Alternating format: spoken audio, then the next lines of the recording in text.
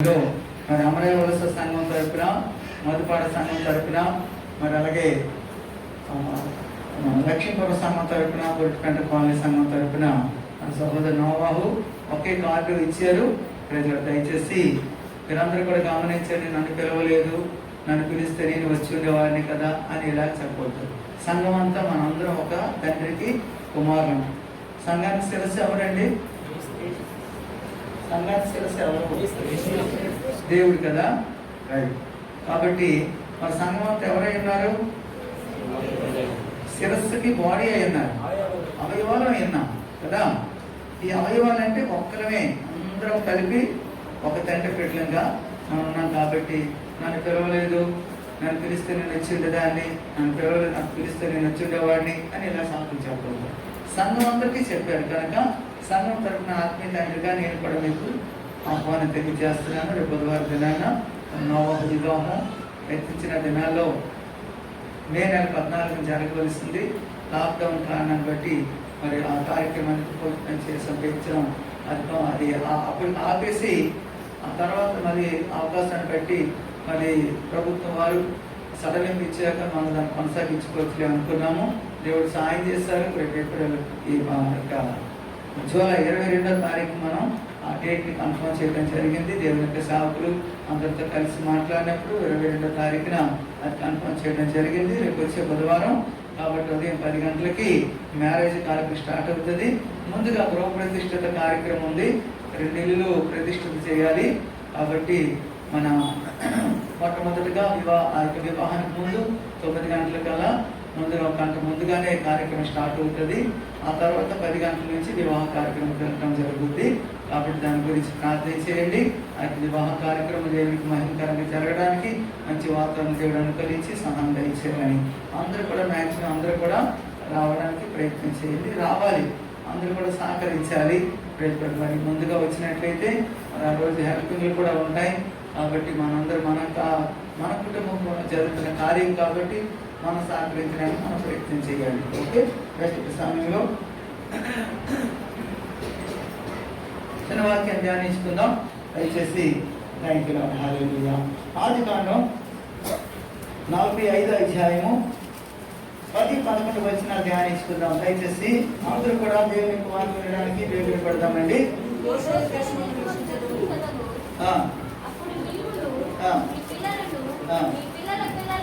అప్పుడు నీవును నువ్వు గోసేను దేశం ముందు నివసించదవు. అప్పుడు నీవును నీ పిల్లలు నీ పిల్లలు పిల్లలను నీ గొర్రె మందలను నీ పశువులను నీకు కలిగిన యావత్తును నాకు సమీపముగా నుండెను. ఇకను 5 కరువు సంవత్సరములు వచ్చును కనుక నీకును నీ ఇంటి వారికి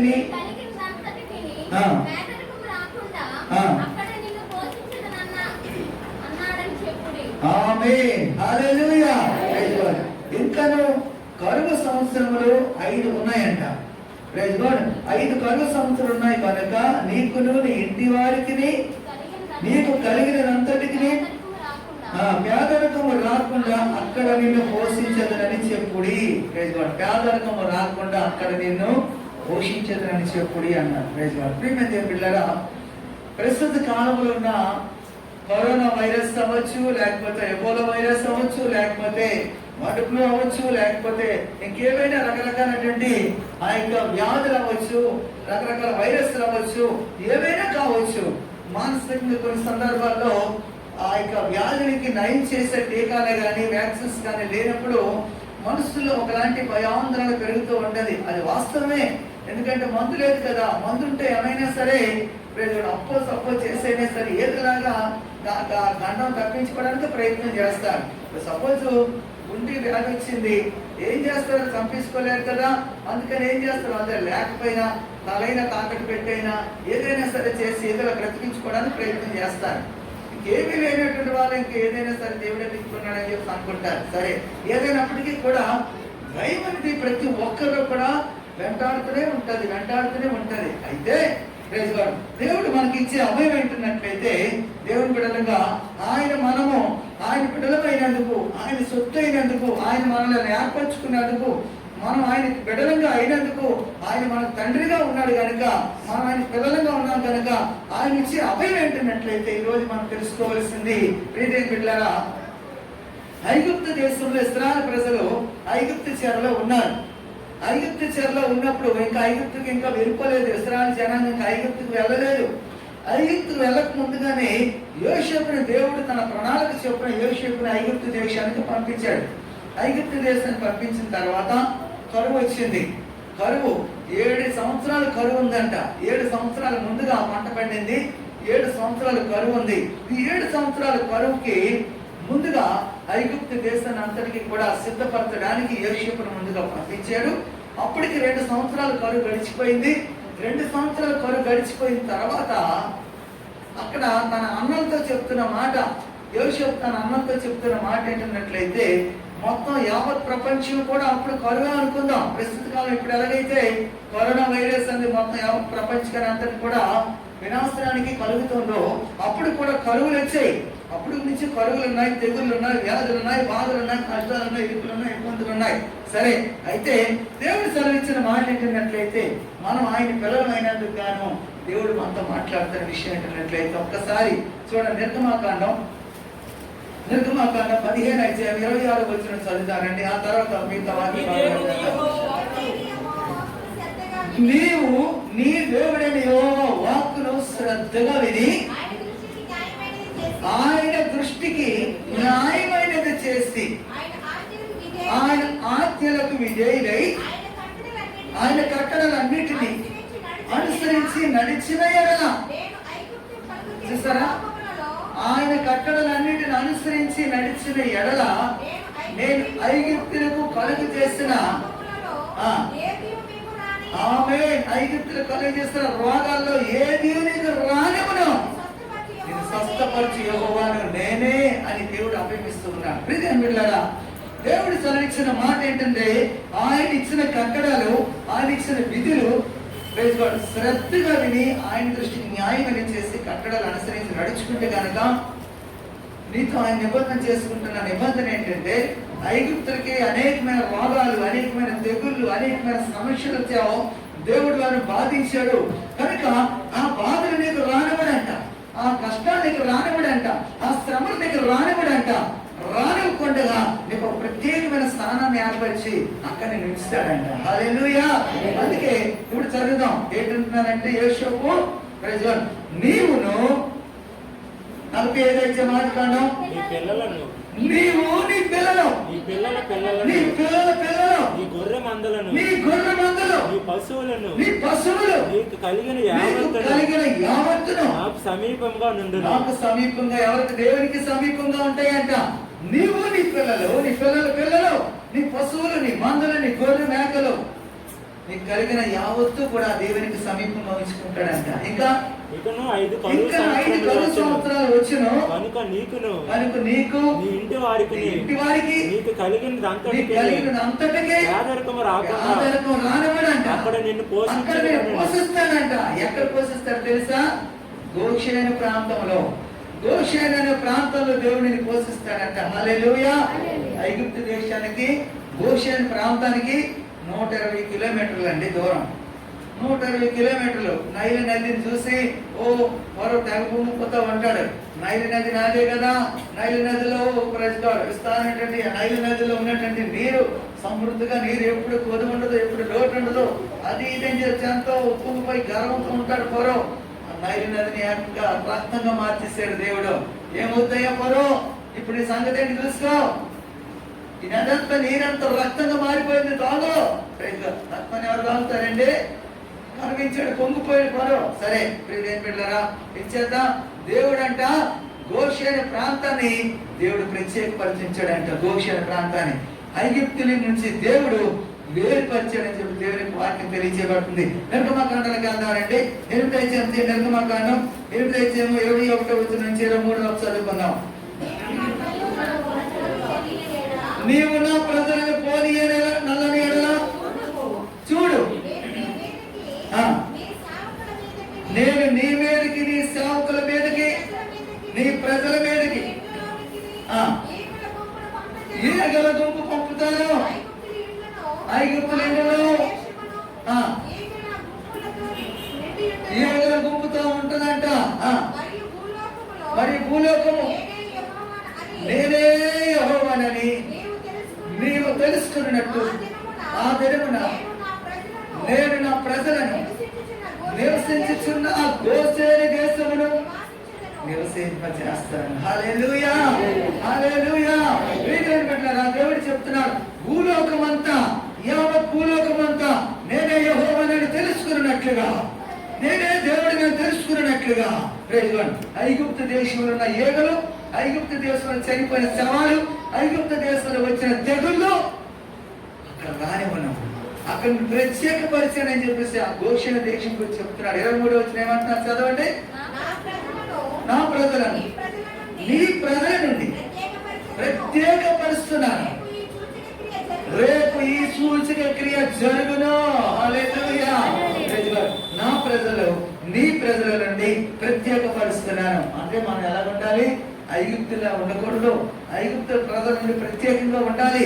ఐగుప్తులు వేసే వేషాలు, ఐగుప్తులు వేసే డ్రెస్సులు, ఐగుప్తులు వేసినటువంటి రకరకాలైన క్రియలు అవి మనం చేయకూడదు. దానికి ప్రత్యేకంగా ఉండాలి. ఐగుప్తుల వాళ్ళ యొక్క ఉద్దేశాలు, వాళ్ళ నడవడి, వాళ్ళ ఆలోచన ధోరణి, వాళ్ళ యొక్క క్రియలు వేరుగా ఉంటాయండి. ఒకప్పుడు మనం కూడా ఐగుప్తులమే కదా. ఇప్పుడు ఐగుప్తుల యొక్క అలవాట్లు చేసుకోకూడదు. ఐగుప్తు యొక్క అవమానం దేవుడు దొర్లించేశాడు. గిల్గాలైన ప్రాంతాన్ని దేవుడు తీసుకొచ్చేసాడు. ఐగుప్తు యొక్క అవమానం దొర్లించేసిన తర్వాత మళ్ళీ ఐగుప్తుల యొక్క వాసన మనం ఎందుకు చూడాలండి? ఐగుప్తుల యొక్క ప్రాంతాలకు వెళ్ళకూడదు. ఐగుప్తు స్థలాన్ని నుండి దేవుడు వేరుపరిచేశాడు. నేను ప్రత్యేకంగా గోషేన ప్రాంతం నేను సపరేట్ చేసేసాడు. ఆ గోషేన ప్రాంతం 120 కిలోమీటర్లు ఐగుప్తు దేశానికి. ఈ 120 కిలోమీటర్ల నుంచి ఇక్కడికి మనం పైజాగా అంత దూరమే. అంత దూరం వచ్చిన కరోనా వైరస్ ఇక్కడ రాదా? వస్తలే, కానీ దేవుడు సపరేట్ చేశాడంట, రానివ్వట్లేదంట. నెక్స్ట్ చదువుతానండి. ఇప్పుడు 9వ అధ్యాయానికి వెళ్ళిపోతానండి. 9వ అధ్యాయం 3వ వచనం నుంచి 6వ వచనాలు చదవండి. ఫరోతో చెప్తున్న మాట, నీ పశువుల మీదకి, నీ గుర్రాల మీదకి, గాడిదల మీదకి, ఒంటెల మీదకి, ఎద్దుల మీదకి, గొర్రెల మీదకి వచ్చును. ఆమె బాధకరమైన తెగుళ్ళు.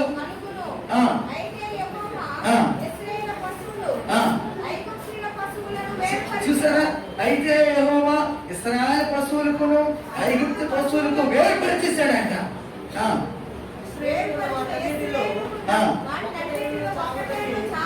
ఒక్కటైన చావదని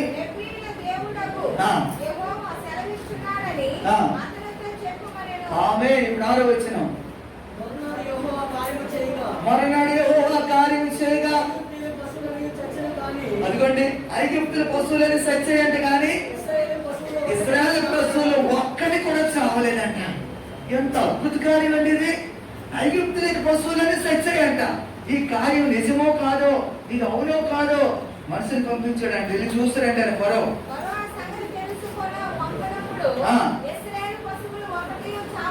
ఒక్కటి చావలేదంట. హల్లెలూయా.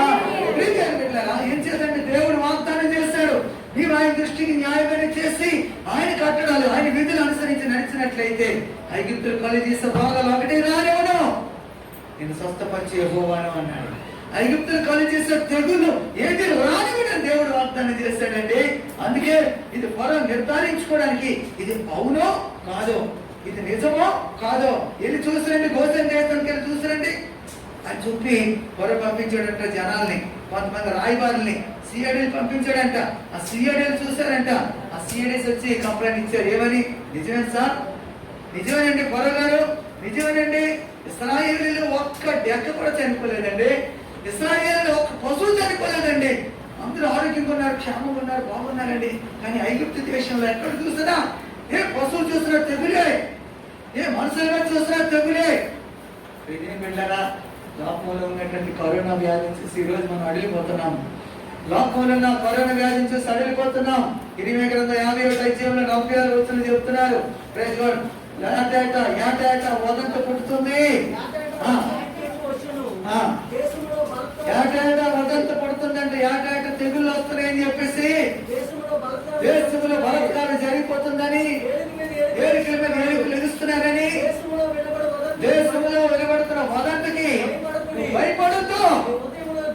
హృదయంలో దిగులు రానివద్దు. హల్లెలూయా. ఏంటంటారా? ఎందుకంటే వాళ్ళకి వచ్చిన వ్యాధి నాకు వచ్చేస్తుందేమో, వాళ్ళకి వచ్చిన కరోనా నాకు వచ్చేస్తుందేమో, వాళ్ళకి వచ్చిన బలహీన నాకు వచ్చేస్తుందేమో అనుమానించండి. అనుమానించడం వల్ల మనమే లాస్ అవుతాం. అనుమానించడం వల్ల మనమే లాస్ అవుతాం. సముద్రంలోనంట ఒక దినాన కరువు వచ్చింది. కరువు ప్రైజ్ గాడ్. పావురు ప్రెట్ట 5 రూపాయలు. పావురు ప్రెట్ట. పావురు ప్రెట్ట అంటే తెలుసు కదా, వంకాయలు, బెండకాయలు, తోటకూర ఇవి. అవునా? కాదండి, పావురు రెట్ట. పావురు రెట్ట అరపావు మళ్ళీను. అరపావు అంటే 125 గ్రాములు. 1000 గ్రాములు అయితే కేజీ. ఓకే, పావు కేజీ అయితే 250 గ్రాములు. అరపావు అంటే 125 గ్రాములు. అంటే 1000 డివైడెడ్ బై 4 చెయ్యాలి. 8 చెయ్యాలి. 8 వంతులు వేస్తే 1000 రూపాయలు 8 వంతులు వేస్తాం అనుకోండి, ఎంత వస్తుంది? 250 వస్తుంది. కూడా వస్తుందా? ఎంత? 250. థ్యాంక్స్ అమ్మా. 8 వంతులు చెయ్యాలి. 8 వంతులు అంటే 8 ఎంత? 125. సేమ్ 125 గ్రాములు అరపావు అంటే. అరపావు పావు రెట్ట అంటే 5 రూపాయలు. అప్పుడు గాడి తలకాయ అంటే 60 రూపాయలు అంట. అప్పుడు కొన్ని వేల సంవత్సరాల క్రితం గాడి తలకాయ ఎవరైనా పడతారా? అలాంటి కరువు. గాడిని కూడా దొరకదు ఆ సమయంలో. ఏమీ దొరకలేని పరిస్థితి. అంత భయంకర కరువు వచ్చిందండి. అప్పుడు కూడా కరువులు ఉన్నాయండి, కరువు లేవలేదు. కానీ కరువు రోజుల్లోనంట 7 2వ వచ్చింది చెప్తారు. 2వ రాజు గ్రంథంలో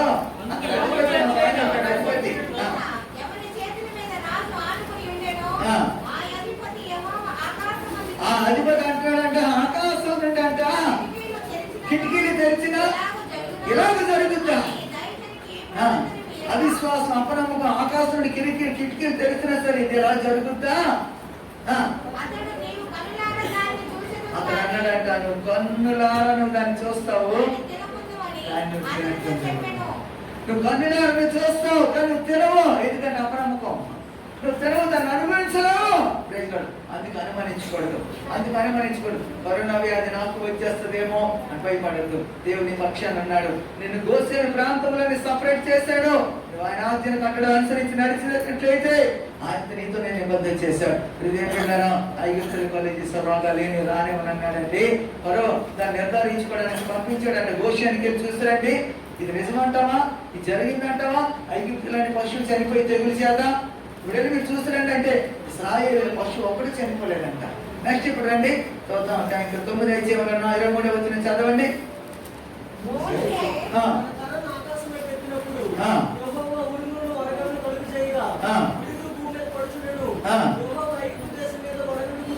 యెహోవా ఐగుప్తు దేశం మీద వడగండ్లు కురిపించెను. బహుబలమైనవంట.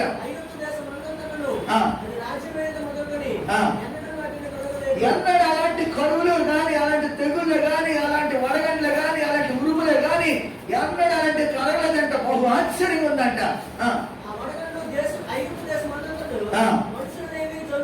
మనుషులేమి జంతువులేమి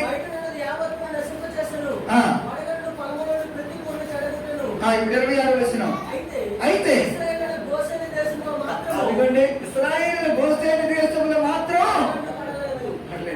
చూసారా? గోషేను దేశాన్ని మాత్రం దేవుడు సపరేట్ ఉంచాడు. అందులో ఇశ్రాయేలు ప్రజలు ఉంచాడు. ఐగుప్తులు మాత్రం ఉరుములు, మెరుపులు, వడగండ్లు, ప్రచండమైన వడగండ్లు అండి. భయంకరమైన పెద్ద పెద్ద కొన్ని టన్నుల బరువైనటువంటి వడగండ్లు కురిపించేశాడు. కానీ ఐగుప్తులు మాత్రం పడ్డాయి, ఇశ్రాయేలుకి మాత్రం రాలేదు. ఇశ్రాయేలు ఉన్న గోషేను మాత్రం సపరేట్ చేశాడు. అక్కడ పడలేదంట. ఎంత ఆశ్చర్యం అండి! ఇలాంటి ఇంతవరకు అంత భయంకరమైన ఎప్పుడు అలాంటివి పడలేదంట. అంతటి పడ్డాయంట. ఇంకెప్పుడు అలాంటి పడవని కూడా రాశాడు అక్కడ. ఇంకెప్పుడు అలాంటి పడవంట, అలాంటి రావని కూడా రాశాడు అక్కడ. కాబట్టి దేవుని బిడ్డలారా ఒక్కసారి మనం ఆలోచిద్దామండి. దేవుడు తన బిడ్డ విషయం అంత ఆశ్చర్య రీతిలో కాపాడుతున్నాడు, పోషిస్తున్నాడు. నీకు పేదరికం రానివ్వనని నేను పోషించడానికి ఐగుప్తులనంట 5 కరువు సంవత్సరాలు వచ్చినా ఆ కరువులో నేను పోషిస్తాను అంటున్నాడు. ఎందుకని భయపడాలి? ఎందుకని మనం భయపడాలి? ఎందుకు అధైర్యపడాలి? ఆకలిగా నేను మాట చూసి మనం ముగించుకున్నామండి. చూడండి ఒకసారి. హల్లెలూయా. 11వ అధ్యాయము నిర్గమకాండం 11వ అధ్యాయము 7-8 వచనాలు చదువుకోండి.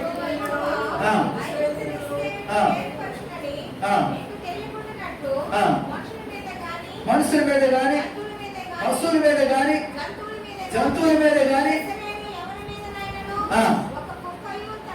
ఒక్క కుక్క అయినా సరే తన నాలుక ఆడించదంట. నా యొద్దకు వచ్చి నాకు నమస్కారం చేస్తారు. 9వ వచనం మాట చదవండి.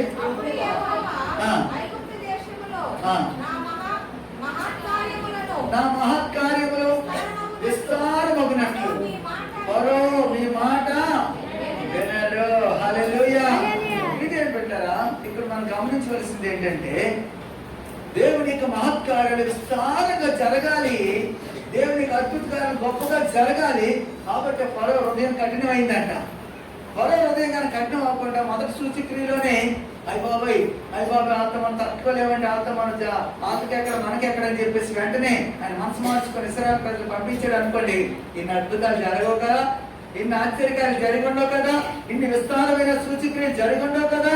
అందుచేతనే నీ జీవితంలో, నీ కుటుంబంలో, నీ వ్యక్తిగత జీవితంలో అనేకమైన అద్భుత కార్యాలు జరగడానికి కొన్ని సందర్భాల్లో దేవుని యొక్క ప్రణాళిక, దేవుని ఆలోచన, దేవుని ఏర్పాటు ఉంటాయి. కొన్ని అనుభవాలు కూడా తీసుకొని వెళ్ళడానికి కొన్ని సందర్భాల్లో మనకి జీవితాలు అడిగినట్టు కొన్ని జరగకపోవచ్చు.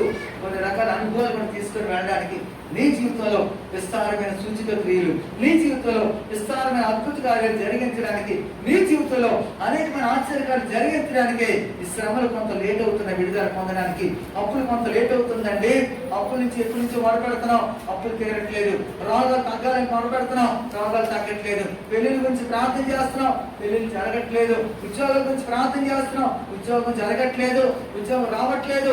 అంటే నీ విషయంలో కొన్ని విస్తారమైన కార్యాలు జరిగించాలని, నీ జీవితంలో విస్తారమైన కార్యాలు జరిగించాలని దేవుని ఉద్దేశం అని గ్రహించాలి. ఇంకా సమయంలో మీరు ఏం పెట్టారా? అడిగిన వెంటనే జరిగింది అనుకో, ఇంకా నువ్వు దేవుని దగ్గరకు రావు. ఎంతమంది వెనకెళ్ళిపోయినా లేరా? ఎంతమంది వెనకెళ్ళిపోయినా మొట్టం వచ్చింది చేతి నుంచి. ఇప్పుడు వస్తుందండి 4 లక్షలు పెట్టి 2 ఆపరేషన్ 2 కాళ్ళకి 2 ఆపరేషన్ జరిగితే కానీ కుదరమని చెప్పి ఎంత గొలుగొలు పెట్టింది. ఆదమాటి ప్రాణం తిరిగింది. అమ్మ మీ శాపం తీసుకొచ్చి, అమ్మ మీ శాపం తీసుకొచ్చి, అమ్మ మీ శాపం తీసుకొచ్చి ప్రాణం తిరిగిందంట. ఈ రోజు ఉందా? వాళ్ళు బాగా అయిపోయిందిగా.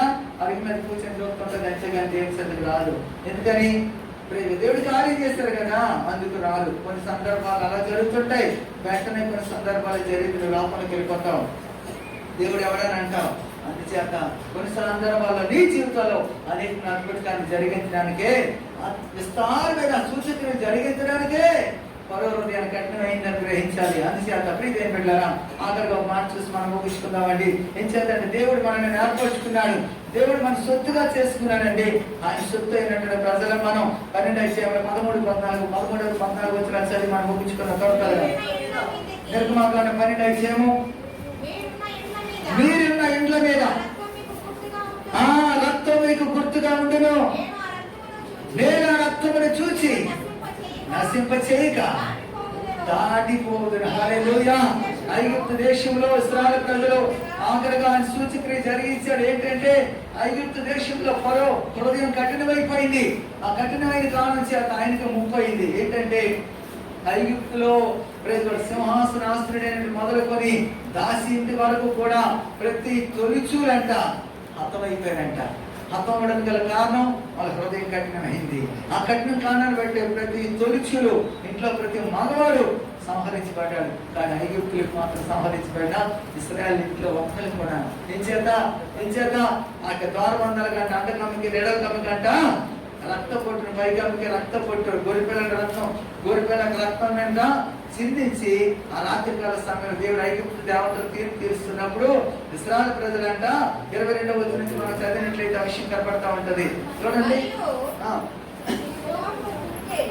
22వ వచనం 12వ అధ్యాయం.